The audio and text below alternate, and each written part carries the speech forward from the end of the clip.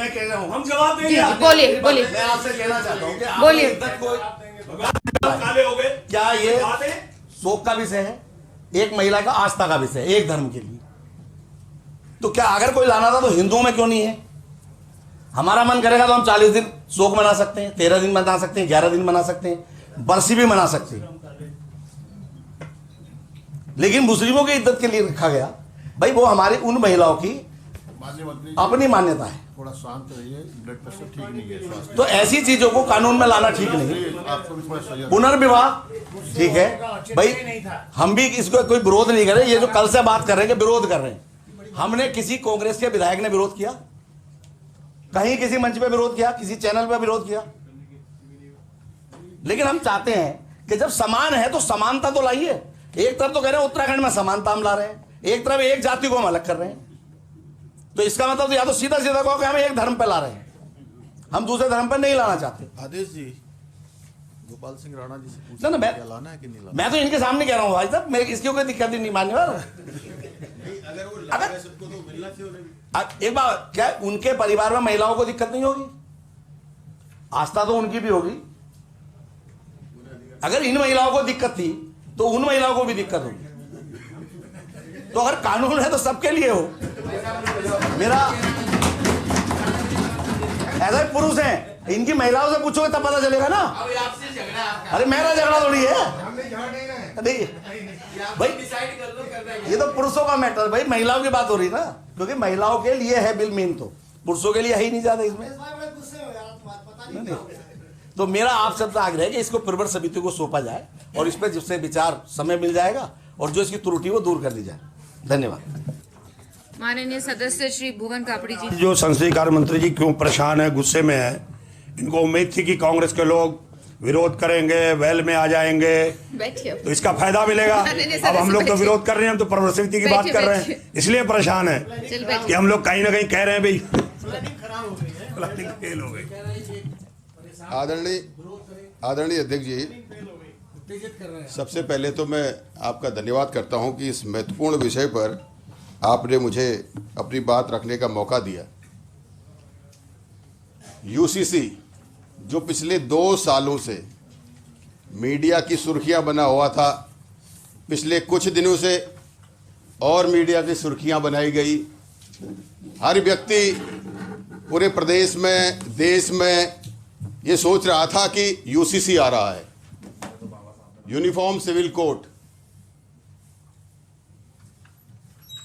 समान नागरिक संहिता कानून, कुछ ऐसा आएगा कि जिसमें कुछ समानता दिखाई देगी, कुछ नया होगा, कुछ नए नियम जुड़े होंगे, जिसके लिए उत्तराखंड को याद किया जाएगा।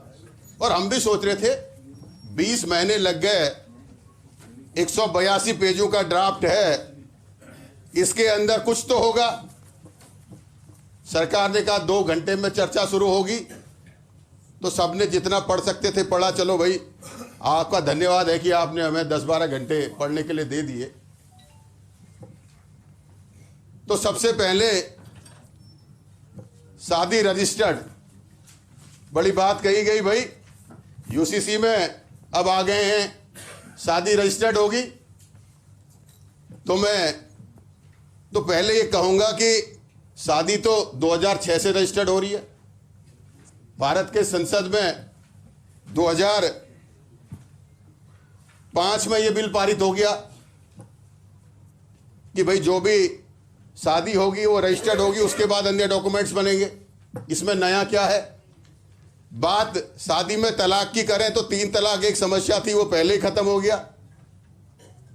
तलाक में जो अधिकार पहले थे, कंपनसेशन वगैरह, वही सब है कट। फिर हमने सोचा चलो भाई शादी तो ठीक है, कोई बात नहीं, पुराना ही कॉपी पेस्ट कर दिया। फिर आपने कहा जी बाल विवाह, हम आयु 18 साल और 21 साल कर रहे हैं, अपनी पीठ खुद थपथपा रहे हैं, मीडिया से थपथपा रहे हैं। बाल विवाह एक्ट तो 1928 में आ गया था। 1928 में हरबिलास शारदा इसे लाए थे और शारदा एक्ट के नाम से यह जाना जाता था। पहले लड़की की उम्र 14 साल थी और लड़के की उम्र 18 साल थी। फिर इसमें 1949 में, 78 में, 2006 में अमेंडमेंट हुए और 1978 में लड़की की उम्र 18 साल और लड़के की उम्र 21 साल कर दी गई। तो अब आप में इसमें विशेष क्या आया? इसमें विशेष क्या आया? फिर आपने कहा जी हम जो है लड़कियों को अधिकार दे रहे हैं, हम लड़कियों को पिता की पैतृक संपत्ति में अधिकार दे रहे हैं। 1956 से शुरुआत हुई और 2005 में संशोधन हुआ। 2005 से यह अधिकार है कि लड़कियों को उसके पिता की पैतृक संपत्ति पे अधिकार है और पिता ने जो संपत्ति खुद अर्जित करी है उसे वो किसी को भी दे सकता है, पुत्र को दे चाहे पुत्री को दे। वो तो पहले से संविधान में अंकित है। मुझे तो कल संसदीय कार्य मंत्री जी कह रहे थे कि इस ड्राफ्ट को बनने में 20 महीने लग गए। कट कॉपी पेस्ट आजकल तो कंप्यूटर में बड़ा आसान है, उसी को करने में 20 महीने का समय लग गया।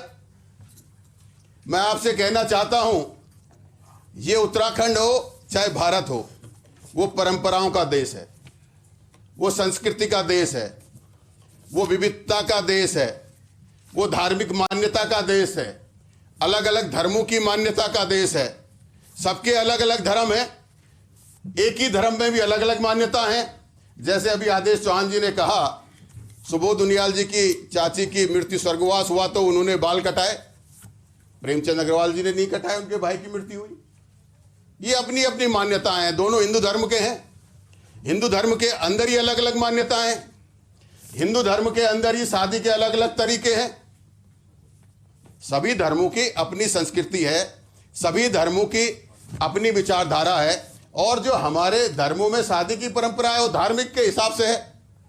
शादी कानूनी तो रजिस्टर्ड होती है, लेकिन हिंदू जो है अग्नि के 7 फेरे लेते हैं, सिख भी फेरे लेते हैं, क्रिश्चियन जो है चर्च में जाकर करते हैं, हम लोग जो है मंदिर में भी कर लेते हैं। अलग अलग तरीका है सबका।